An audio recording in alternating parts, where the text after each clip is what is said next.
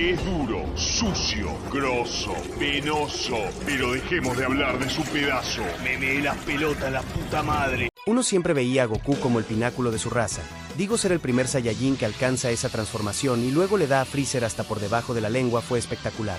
Sin embargo, más adelante la serie se plagaría de guerreros rubios, entrando a la escena el Super Saiyajin legendario. No el legendario Super Saiyajin que bien puede sonar parecido, pero no es así. Siendo Broly un personaje tan aterrador y carismático que cada vez que habla estando transformado. Hubiera sido mejor para ustedes morir sin rebelarse, pero son obstinados. Eso es todo. Naturalmente, la basura siempre seguirá siendo basura. Se roba la escena, por lo que siempre hay que tener cuidado con los calladitos. A diferencia del señorito príncipe guerrero, que podrá ser mi personaje favorito y todo lo que quiera, pero de verdad que me incomodó su actitud, casi tanto como ese baile para salvar la tierra.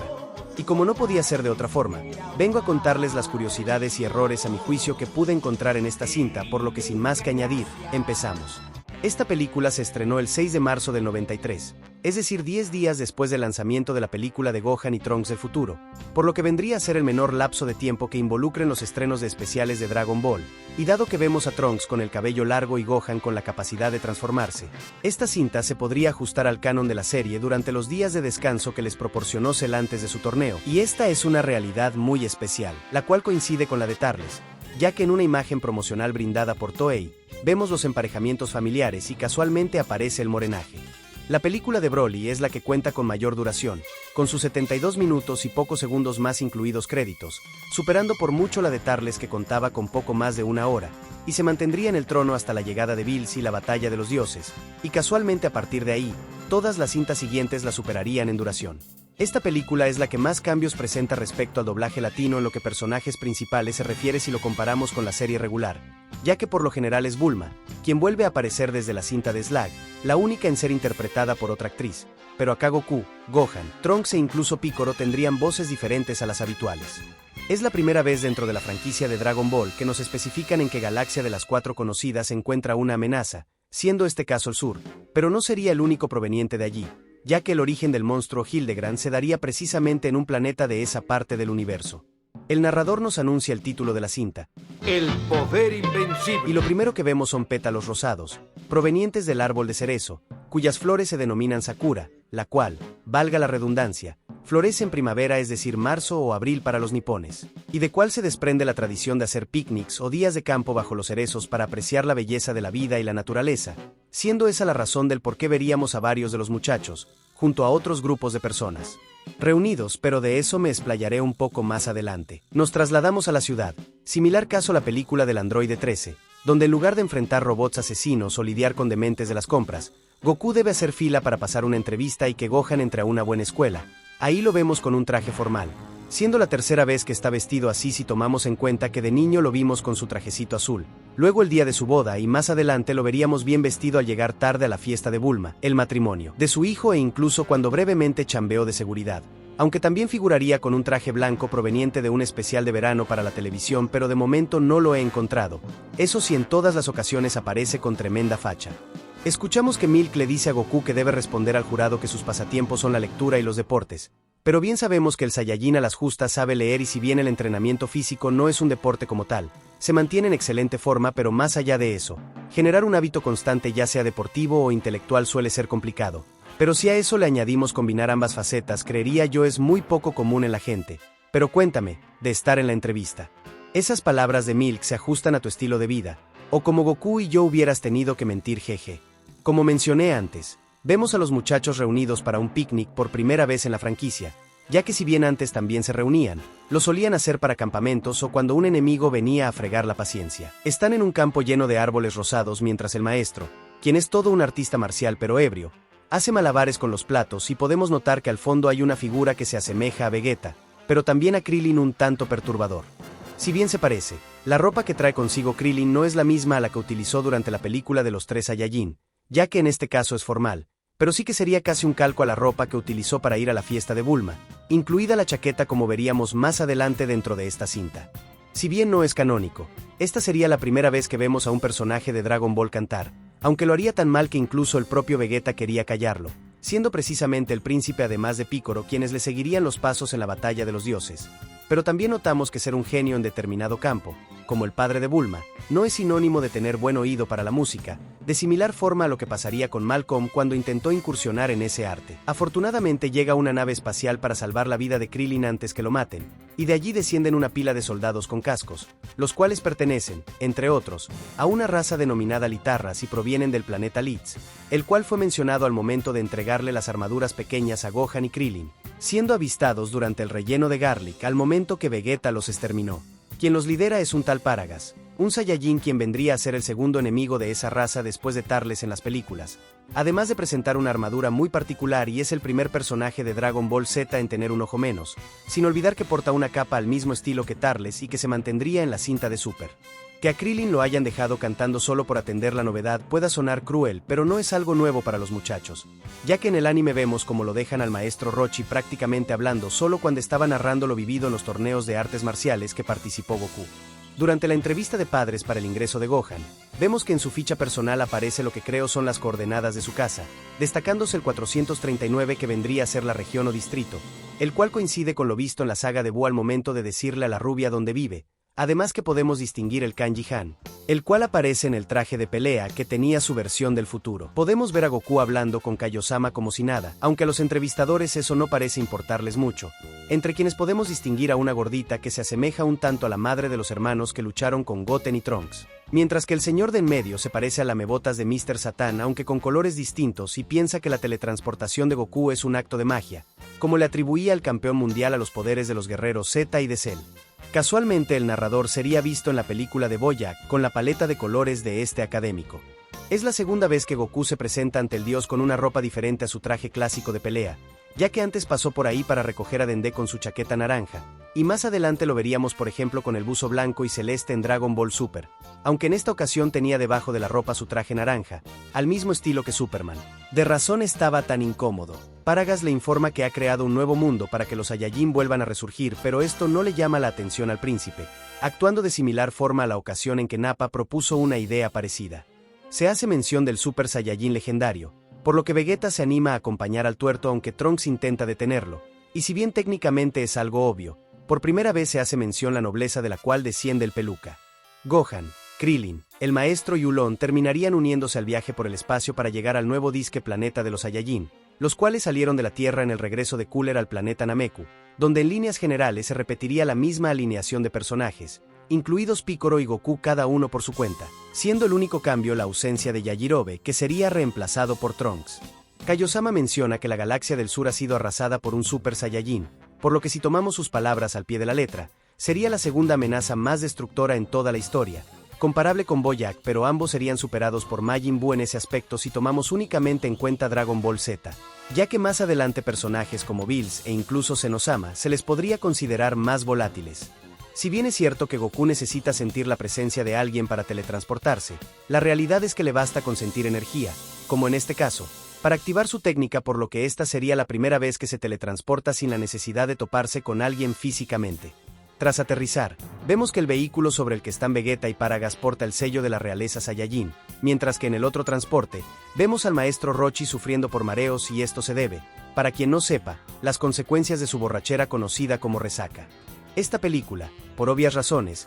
sería el debut tanto de Paragas como de Broly, los cuales serían de los pocos personajes en este formato de ser canon más adelante, como lo serían también Bardock o Gogeta, aunque si con esas estamos le podemos añadir a Gine, Olive y la versión humana del androide 21 que si bien no aparecen en películas de Dragon Ball Z, serían canonizados más adelante. Podemos notar que los efectos de la resaca del maestro Rochi aún están vigentes y aparentemente son curadas luego del golpetazo que le propina Ulon, a saber de dónde sacó el mazo, con efecto inmediato, pero si bien esta es una caricatura y la escena es un alivio cómico, no se les ocurra calmar el mareo a alguien de esta forma, ya que lejos de sanar a un tercero lo que harán es empeorarlo. Paragas había mencionado que reunió guerreros de toda la galaxia y es posible que algunos de ellos, además de los Litarras, provengan de las fuerzas renegadas de Freezer, como vemos en esa escena tras supuestamente hallar al Super Saiyajin legendario que casualmente siempre estuvo al lado de Vegeta, por lo que ya saben siempre hay que cuidarse de los calladitos. Uno nunca sabe cuándo pueden explotar o convertirse en Super Saiyajin. La actitud que tiene el príncipe hacia Broly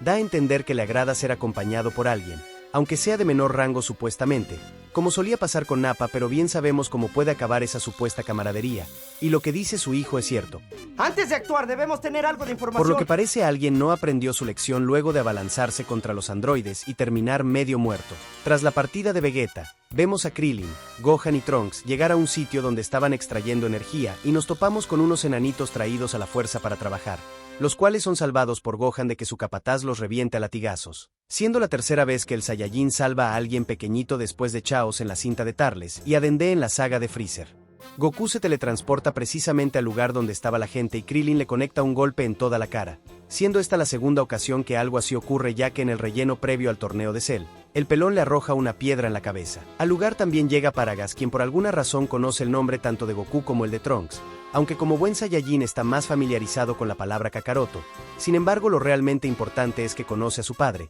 Ya sé, tú debes ser el hijo de Barra. Siendo esta la primera mención del tipo fuera de su historia protagonizada y el capítulo especial con su nombre, el cual sería referenciado mucho más adelante en el arco de Granola y el propio Vegeta, quien desde hacía tiempo lo conocía, por alguna razón. Nunca se lo mencionó. Bien dicen que la comida nunca se debe despreciar ni desperdiciar, pero al momento que Paragas le ofrece comida a Goku, ¿soy yo o el animal que está debajo de la manzana es un roedor gigante? Pero bueno, además de ello vemos al maestro y al puerquito batiéndose en un duelo personal por comer todo lo que hay, casi igual a la ocasión en que arrasaron con los postres que les ofreció la mamá de Bulma. Conocido por todos es que Paragas se quiere vengar del rey Vegeta y su linaje por lo que les hicieron, y para ello escogió un planeta que se encuentra en la trayectoria de un cometa, que le pondrá fin a la existencia de ese mundo, siendo ese un fenómeno natural como se suponía que fuera el causante del planeta Vegeta original de acuerdo a los voceros de Freezer. Tras el fracaso de no encontrar al Super Saiyajin legendario, Vegeta se topa con Goku y le pregunta si ha venido para matarlo, lo cual suena extraño teniendo en cuenta que es el príncipe quien anda tras la cabeza del papá de Gohan, pero ese diálogo en latino sería corregido por así decir en la ilustración gráfica, donde el príncipe le pregunta a su rival si ha venido para que lo mate. Cuando Broly observa a Goku, empieza a ponerse como loquita y su aparente tranquilidad se ve perturbada por el Saiyajin. ¿Pero por qué ocurre esto? Cuenta la leyenda que no se debe a que Goku hacía mucha bulla y le impidiese dormir como tradicionalmente se cree. Resulta que durante el intento de quitarle la vida por parte de los soldados del rey Vegeta, se originó un trauma por semejante acontecimiento, el cual es asociado precisamente al llanto de quien estaba a su costado en ese momento. Es decir, Kakaroto, a quien logra identificar ya sea porque Vegeta lo menciona o porque siente su ki, lo cual es extraño para un infante, pero esa es la explicación más acertada en mi opinión que he encontrado. Para momentos desesperados como ese, el padre de Broly utiliza un dispositivo que suprime la sed de sangre del tipo, y lo que me recuerda sutilmente al control que poseía el Dr. Maki Hero, aunque ese de por sí no restringe nada, pero sí que podía mantener controlados a sus androides con la amenaza de hacerlos explotar. Pero casualmente ambos controladores terminarían valiendo barriga más adelante por aquello que querían manipular. En los recuerdos de Paragas del periodo previo a colocarle los collares, vemos tanto padre como hijo son capaces de andar libremente por el espacio exterior, uniéndose a la lista de personajes como Bardock, Vegeta, Nappa e incluso Goku más adelante, siendo precisamente en ese momento que Broly le vuela un ojo. Algo que se puede destacar y me llama la atención, es que posiblemente Broly sea de esos personajes que desde niño ya era capaz de convertirse en Super Saiyajin, similar a los casos de Gohan, Trunks y Goten, ya que esos pelos parados deben ser por algo, digo no. Al momento que enfocan a los bebés Saiyajin, uno de los que habla menciona que Broly ni bien nació ya tiene 10.000 de poder de pelea, la misma cantidad que se estima tiene Bardock durante su cinta, mientras que Goku mantiene su poder de pelea de 2 tanto en esta como en el especial de su padre, a quien casualmente perturbó su descanso también a punta de llantos. Vemos a los muchachos descansar y no sé ustedes, pero la última persona con la que dormiría en Dragon Ball sin duda sería el maestro Rochi, pero más allá de ello, al momento que Broly ataca al pobre Goku, se podría decir que le devuelve el favor por no dejarlo dormir, aunque para ello tuvieron que pasar 30 años, casi tantos como lo que esperó el señor Burns por su venganza. La lucha se desata y vemos los distintos contrastes entre Guerrero Z. Mientras estos duermen en una situación sospechosa, Goku lo está dando todo contra Broly, quien tiene la capacidad de controlar su ki, algo que vemos por primera vez en lo que corresponde netamente a las películas, ya que otros villanos en la serie de Dragon Ball tenían esa capacidad, como Vegeta en la saga de Freezer, el Capitán Ginyu, Freezer al utilizar su 100% y posteriormente Cell. A la mañana siguiente, cuando Vegeta se entera de que todo ese tiempo lo habían estafado y que Broly es el Super Saiyajin legendario, el príncipe le aplica senda patada en el cuello al tipo, pero este ni se inmuta, replicando lo visto en el anime cuando Vegeta hizo lo propio contra Cell. Es la segunda vez que Goku tiene que corregirle a alguien su nombre. ¡Ya te dije que soy Goku! Y curiosamente en ambas ocasiones lo hizo con un Saiyajin de cabello largo y más alto que él, al negarse a aceptar que lo llamen Kakaroto en lugar de su clásico Goku. Al momento que el modo mamado de Broly se desata, podemos notar que obviamente su cuerpo se hace más grande, sin embargo la ropa no se rompe ni nada parecido, por lo que es posible que haya sido diseñada con materiales para combate, además que en ningún momento de la pelea ésta sufriría daño alguno, sin olvidar que la pose y el ángulo en que es enfocado al momento de transformarse, sería medio replicado en su segunda película, siendo así además el segundo villano que protagonizaría un siguiente largometraje, aunque no de forma consecutiva, a diferencia de Cooler, los cuales tienen otras similitudes como la de estar mamados en su forma final y aparecer en secuelas de la franquicia, como en Dragon Ball GT al momento de escapar del infierno por parte del hermano de Freezer, mientras que Broly aparecería en Super. Hay cierto debate en redes sobre quién es más poderoso, si Broly o el Super Perfecto, ya que ambos aparecieron casi a la par. Muchos dicen que el Saiyajin saldría vencedor debido al amplio dominio que tuvo contra varios Saiyajin al mismo tiempo, incluido un Goku Full Power, mientras que el androide tuvo problemas con el Saiyajin pese a que no mostró su verdadero poder desde un principio y le dieron una semilla para luchar contra Gohan. Aún así terminó siendo casi tan poderoso como un Super Saiyajin. 2. En lo personal me voy a decantar por Broly, pero ese ya es opinión mía. Luego de notar la diferencia enorme de poderes, Vegeta da a entender que no quiere saber nada del Saiyajin legendario, y si es por él se deja ajusticiar para que no se expanda su sufrimiento, como veríamos al momento que entiende no puede derrotar a Freezer en su forma final.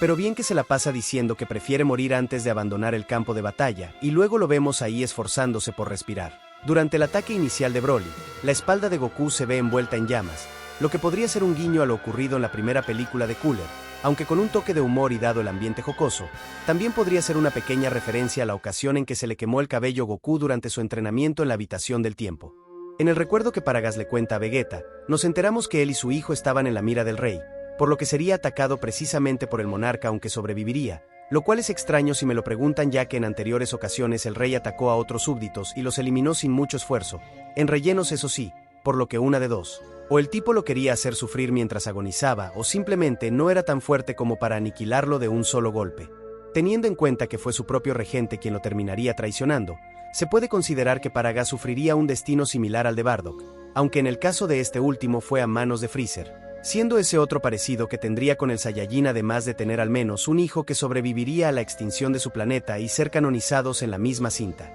Si bien no es explícito, podemos notar en la sombra como un bebé, ya que ni siquiera es un niño, siendo apuñalado por primera vez en la franquicia, y algo que no suele ser visto muy a menudo que digamos en las producciones animadas en general. En la anterior cinta, la de los 3 Saiyajin, vimos que fue todo un hito histórico ver a los 3 guerreros transformados, pero ese récord, por así decir, no solo sería fácilmente alcanzado, también incluso superado, ya que a la lista de rubios se le añade Gohan, quien técnicamente vendría a ser la segunda vez que lo vemos transformado en las películas. Si tomamos en cuenta la de Trunks del futuro, Vegeta medio alterado les pide a la distancia que se detengan porque nadie ha podido derrotar a un Super Saiyajin, lo cual es una falacia, ya que vimos a 18 nomás barrer el piso con él y su hijo, por lo que el doblaje latino claramente está mal, y eso lo comprobamos en el cómic, donde a esa frase se le olvidó añadir la palabra legendario. Sin embargo, no sería el único detalle, ya que Paragas le comenta que desde el infierno no podrá ver un espectáculo como ese, pero bien dicen que la ignorancia es atrevida, ya que en las circunstancias adecuadas, el príncipe podría haber disfrutado de una mejor pelea desde el infierno.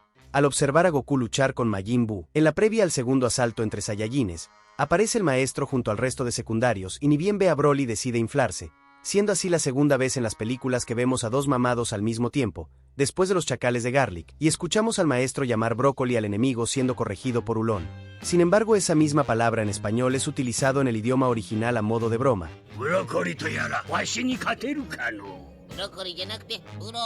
Aunque bien sabemos que la palabra Broly se deriva de ese vegetal, pero la cosa no queda ahí con el maestro, ya que empieza a hacer caras y gestos, destacando el rostro de Arale y su barba en Super Saiyajin, además que el abanico mostrado hace alusión a Japón. Pero bien sabemos que en el mundo de Dragon Ball no existen los países como los conocemos. Vemos a Broly destruir el planeta de los pequeñines, siendo así el segundo de su clase en hacer explosión. Luego del planeta Bellita, sin embargo, la curiosidad viene para los latinos, ya que ese planeta se llama Chamo y no se refiere a Venezuela. Durante el segundo round, vemos al hijo de Paragas arrasar con todo, y me llama la atención que arrastra la cabeza de Gohan y luego lo arroja. Esto me recuerda a lo que años más tarde haría precisamente el hijo de Goku, pero contra Vegeta cuando estaba bajo la posesión de Baby, y terminaría colgado de un edificio como le pasaría a su padre, aunque sin llegar al extremo de ser atravesado. Luego que apalea a los 3 Saiyajin, Broly menciona que tiene demasiado racis, Digo su ki acumulado y necesita expulsarlo. Sin embargo, el término ki es utilizado exclusivamente en la Tierra, por lo que en teoría no debería hacer mención a ella sino su energía o poder, que es algo un tanto más genérico.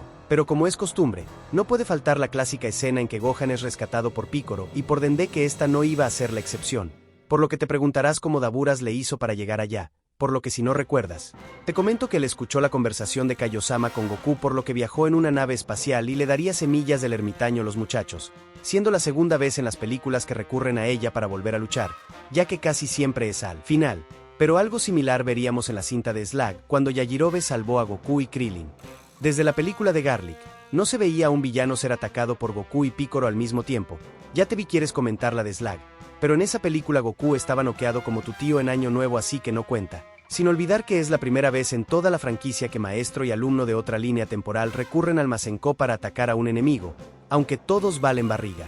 Piccolo sale volando y aterriza donde estaba Vegeta, pero al ver la actitud pusilánime del príncipe le expresa su disconformidad y prácticamente lo manda a beber un poco de leche. Sin embargo, esta no sería la primera vez que el namekiano se enoja ante la cobardía de alguien, ya que en la invasión de los Saiyajin actuó de similar forma luego que Gohan se meara en los pantalones cuando debía golpear a Nappa, pero igual arrastra al Saiyajin al combate, por lo que la presión social existe en la franquicia. Broly es de los pocos personajes a los que hemos visto tanquear un Kamehameha a toda potencia y recibirlo sin tan siquiera inmutarse, como lo haría por ejemplo Cooler, quien además de recibir el ataque incluso se tomó el tiempo de atravesarlo para golpear a Goku. La muerte de Paragas a manos de Broly sería la primera vez en que un padre muere por causa de su hijo, y si bien esto era algo típico de la raza Saiyajin en palabras de Tarles, normalmente esto ocurría porque se transformaban en monos gigantes, aunque también se podría tomar como un guiño a lo que hizo el androide 17, pero en lugar de padre fue su creador. Eso sí, ese estereotipo medio se puede ajustar a lo que ocurrió con el abuelito de Goku, quien pese a no ser su familiar de sangre terminaría muriendo aplastado por su nieto. Aunque es muy iluso pensar que Broly moriría por la explosión del planeta, no solo porque semejante energía sea incapaz de dañarlo, sino que también por el manejo que tiene de su poder. Recordemos que de niño pudo crear una barrera de energía y vagar por el universo hasta poner a salvo no solo su pellejo, también el de su padre. Pese a todo el castigo recibido, Goku se mantiene de pie a diferencia de sus compas, por lo que le pide sus energías a los muchachos que están más allá que acá, siendo en general la quinta vez que alguien dentro de Dragon Ball Z recibe energía directamente, ya que recordemos antes pasó con Piccolo en la saga de Freezer, el propio emperador luego que se tasajeó el cuerpo, el Saiyajin reforzándose antes de derrotar a Slag y la palomita cuando Goku estaba por mandar al sol al buen Cooler. Aunque sospecho que no soy el único en pensar que aún con la energía de Vegeta, quien se puso como loquita y no quería ayudar al condenado, la derrota de Broly a manos de Goku no me convence del todo, pero ese puñetazo fulminante tendría sus secuelas,